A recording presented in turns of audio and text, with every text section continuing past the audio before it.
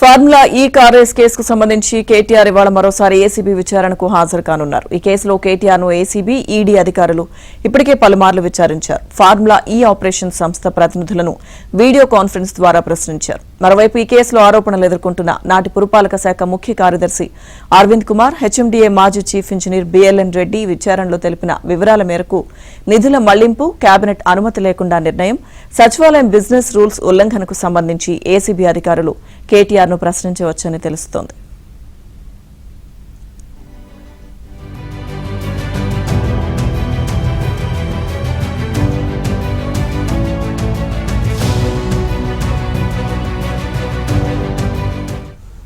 కేటీఆర్ విచారణ పూర్తయిన తర్వాతే ఈ కేసులో ఛార్జ్షీట్ దాఖలు చేయడానికి ఏసీబీ అధికారులు సన్నాహాలు చేస్తున్నట్టు సమాచారం.